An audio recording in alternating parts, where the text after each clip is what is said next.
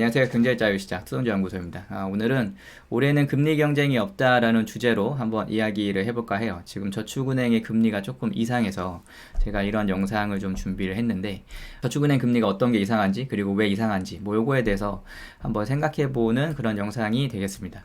22년 하반기에 금리 경쟁이 있었어요. 작년이죠. 여러 가지 은행들이 수신금리 경쟁을 했었단 말이에요. 그래서 저축은행의 12개월 정기예금 금리가 평균 5.49%까지 됐었습니다. 기준일은 22년 11월 14일이에요. 근데 단일 상품으로 확인을 해보면은 6%까지도 올라갔었거든요. 그리고 제가 갖고 있는 상품 중에 가장 높은 이율이 6.5%였었어요. 저는 3년으로 가입을 해가지고 지금도 아직 갖고 있는 그런 상품들이 있는데, 아무튼 이렇게 금리가 굉장히 높았단 말이에요.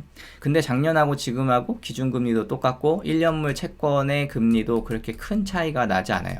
지금 작년 11월 14일이 3.860이고 지금 올해 11월 14일이 3.805니까 6bp 정도밖에 차이가 안 나거든요. 보통은 저런 비교를 할 때 3년물을 많이 쓰니까 3년물로 비교를 하더라도 0.5bp 그 정도밖에 차이가 안 납니다. 그러니까 0.005% 정도 차이가 난다는 거죠. 그러니까 채권도 얼마 차이가 나지 않는데 저축은행의 정기예금 금리는 1% 이상 차이가 난다는 거죠. 그러니까 작년에 5.49, 지금이 4.08이니까 141bp 정도 그렇게 차이가 나는 거죠. 엄청 많이 차이가 나는데, 지금 이 차이가 단일 상품으로 보더라도 작년엔 6%, 지금은 4.4% 정도 돼요. 그러니까 1.6% 정도, 그 정도 차이가 나는 거고, 지금 MS 유니온 이런 거 검색해서 이렇게 나오는데, 지금 실제로는 이렇게 가입을 할 수 없습니다. 제가 SB톡톡에서 따로 확인을 해봤을 때는 사이다저축은행의 복리정기예금이 가장 높았어요. 4.4%로.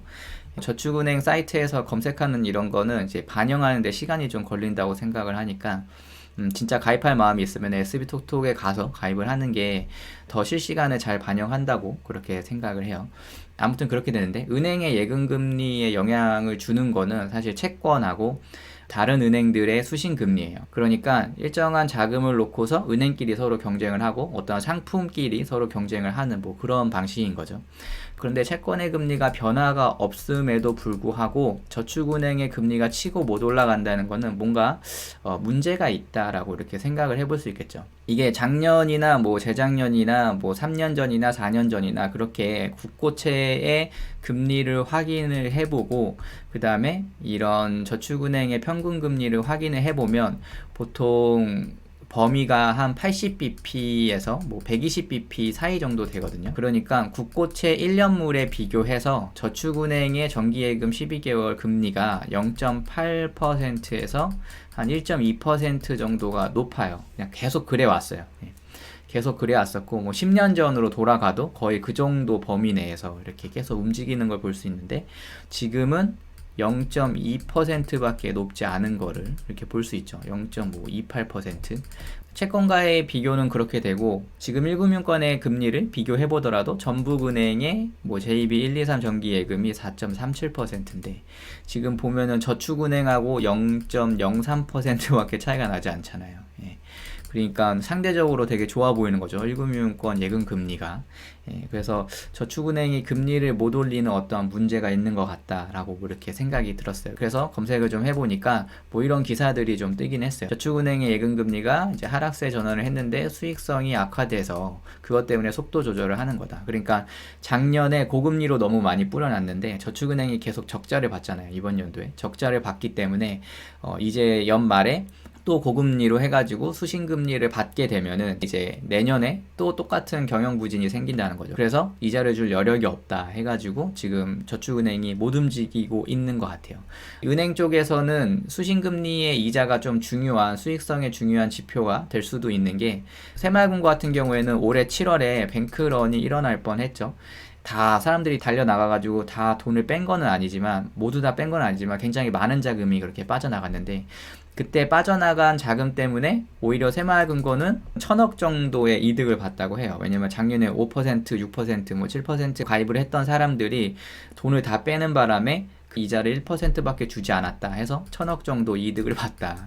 그러니까 좀 아이러니한 건데, 저도 이때 뭐 저는 빼지 않겠다, 뭐 괜찮다, 뭐 이런 얘기를 하긴 했었는데, 아무튼 새마을금고는 그런 것 때문에 수익성이 이렇게 올라갔거든요. 그러니까 수신금리를 지불하는 거가 이제 수익성에 큰 영향을 끼치니까 저축은행은 지금 금리를 올릴 여력이 없다, 뭐 이렇게 볼 수 있을 것 같아요. 그래서 어떻게 보면은 게임에 참전한 그런 그룹 집단이 지금 어떻게 보면 기권을 한 그런 거잖아요. 나는 금리 못 올려 하니까 제 생각에는 올해는 이제 수신 경쟁이 좀 없지 않을까, 뭐 이런 생각이 들었어요.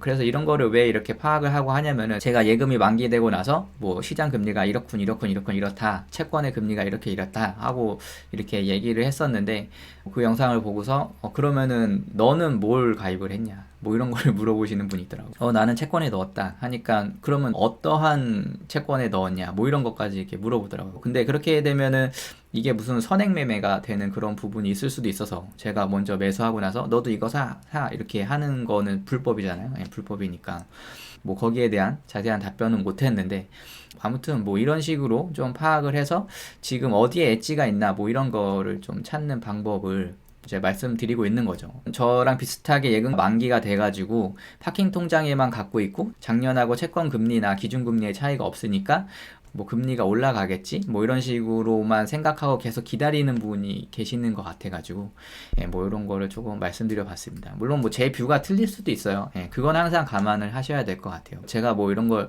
뭐 쪽지게처럼 맞추는 사람은 아니니까. 근데 제가 행동한 거에 대한 이유는 있으니까 그 이유에 대해서는 한번 말씀해 드릴 수 있는 거잖아요. 그래서 저는 이런 식으로 생각을 해서 뭐 예금금리가 더 높아질까봐 이렇게 기다리는 거는 없다, 뭐 이렇게 말씀드리고 싶고, 그 다음에 저축은행이나 상호저축은행의 금리가 조금 전체적으로 좀 이상하다라고 느끼는 이유가 뭐냐면은, 지금 6개월 금리가 4.5%예요. 그러니까 아까 12개월이 4.4가 가장 높은 거였는데 6개월이 4.5%란 말이에요. 그리고 MG새마을금고도 6개월이 5.3, 5.2, 5.2, 5.2 뭐 이렇게 나오잖아요. 이렇게 나오는데, 잘 보면은 12개월이 4.8, 5, 5, 5, 4.8 이렇게 돼요. 그러니까 MG새마을금고에서 가장 금리가 높은 것들을 확인을 해봤을 때 이 6개월 이자가 12개월 이자보다 다 높은 거를 볼 수가 있습니다. 그러니까 보통은 장기로 갈수록 금리가 높은 게 일반적입니다. 일반적인데, 기준금리나 뭐 채권의 금리가 너무 많이 올라온 것 같다라고 생각했을 때, 은행 같은 경우에는 24개월이나 36개월이 12개월보다 낮을 수는 있어요. 낮을 수는 있는데 6개월이 이렇게 12개월보다 높은 경우는 사실 잘 없거든요. 잘 없는데, 이 농협을 보더라도 6개월이 12개월보다 이렇게 다 높은 거를 볼 수가 있죠. 볼 수가 있어서 지금 전체적인 거를 조금 정리를 하면은, 전북은행이 12개월 4.37%인데 저축은행 12개월이 0.03% 높고, 그 다음에 저축은행 6개월이 0.1% 높고, 농협이 여기보다 1bp 높고, 그 다음에 MG 12개월이 뭐 6bp 높고, MG 6개월이 이거보다 1bp 높은 거를 볼 수 있습니다. 그러니까 정리를 해보면은 1금융권 12개월 예금 금리보다 새마을금고 6개월 예금 금리가 0.96% 정도 그렇게 높은 거를 볼 수 있어요. 그러니까 96bp가 더 높다, 이렇게 볼 수 있는 거죠.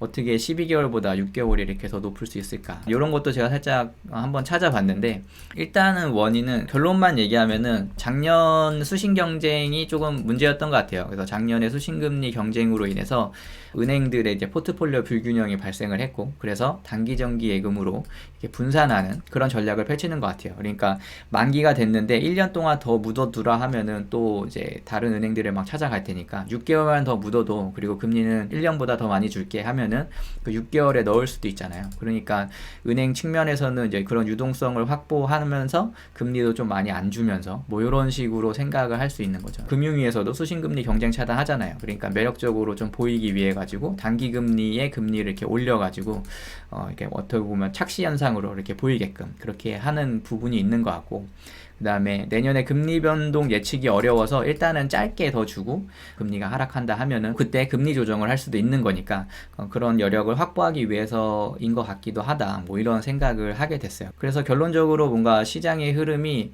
금리의 하락으로 이렇게 좀 가리키고 있는 건 아닌가, 뭐 이런 생각을 좀 해보게 됐고 예금 자금을 채권으로 옮겨야 되는 시기가 아닌가 뭐 이런 생각을 하기도 했어요. 물론 판단은 각자 알아서 할 일입니다. 제가 뭐 이렇게 하라고 하는 그런 부분은 아니고 그냥 저는 뭔가 금리의 흐름을 보고서 뭐 이런 식으로 생각을 할 수도 있다 뭐 이런 것 뿐입니다. 예.